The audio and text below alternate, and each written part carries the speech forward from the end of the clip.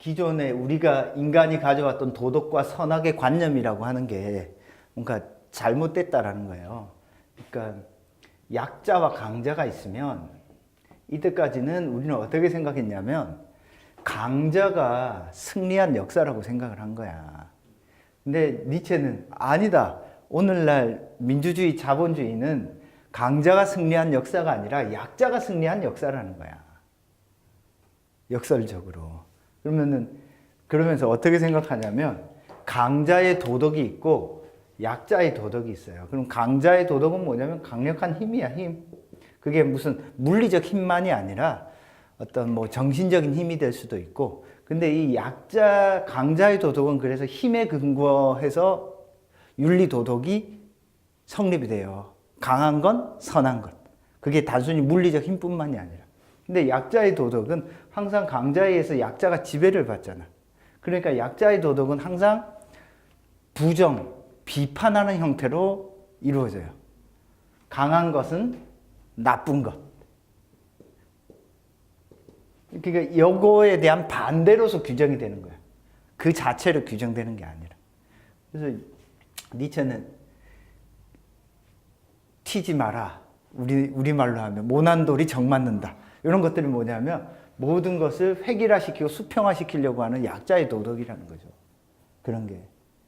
근데 이런 약자들이 어떻게 하냐? 끊임없이 강자가 나오는 걸 막는 거야. 막음으로써 도덕이 어떻게 됐어요? 오히려 하향 평준화돼 버렸다. 라고 이야기하면서 이걸 뭐라고 부르냐면 그냥 데카당스, 후퇴, 퇴보라고 부른 거야.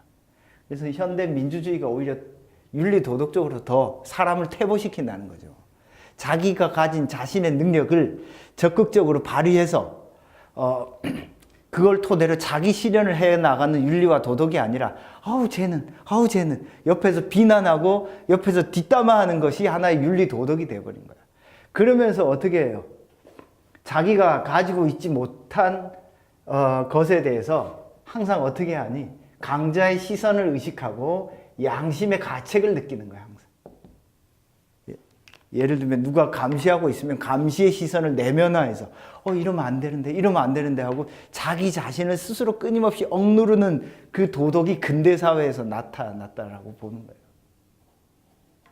그래서 이걸 어떻게 이야기하냐면 실제로 힘 있는 강자는 노예가 뭔 짓을 하든 크게 신경 안 쓴대. 근데 우리는 항상 어떻게 누구 눈치를 보잖아요. 그러니까 오늘날 윤리나 도덕이 무조건 약한 놈, 이게 이 말이 뭐냐면 이게 무슨 그래서 니체는 오해가 되는데 어떻게 오해되느냐? 우파의 논리로 오해되는 경우가 많아. 그러니까 보수의 논리로 오해되는 경우가 많아요. 그 오해에 대해서 히틀러 같은 사람은 이 니체 책을 읽으면서 갔는데 어떻게 됐어요? 이렇게 가다가 지가 독재자가 돼버렸죠.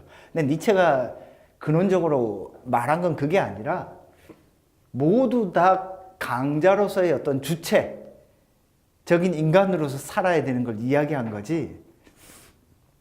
강자가 잘났다. 그러니까 강자가 약자를 지배해도 된다. 이 논리를 쓴 건 아니에요. 그러니까 진보된 사회, 발전된 사회라고 하는 건 끊임없이 자기 스스로 각자가 다 끊임없이 강자가 되어서 서로 상호 대등하게 누릴 수 있는 사회가 다양성이 존중되는 이상적인 사회라고 본 거지. 근데 이제 오늘날 민주주의는 그걸 각자의 개성들을 다 없애고 하향 평준화 시켜버렸다. 그런 점에서 이제 좀 문제를 지적하죠. 국제사회에서도 그러면 어떻게 해야 되느냐? 국제적 관계에서도 어떤 한 나라가 강력한 힘을 가지고 있을 때 그 힘에 우리는 쫓아갈 수밖에 없죠. 일단은 거기서 어찌됐건 버텨서 보다 나은 어떤 가치를 만들어야지. 가치를 만들어야지 그 가치에 사람들이 수긍을 하죠. 요즘 뭐 BTS가 막 인기 있잖아요. 그러니까 왜냐면 다른 나라에는 이런 문화들이 잘 없으니까 이게 하나의 문화적 강력한 힘으로 작동을 하는 거죠. 이 BTS도 인기 있는 거 보면은 어떻게 보면 우리나라가 세계화의 제일 천병에 있거든.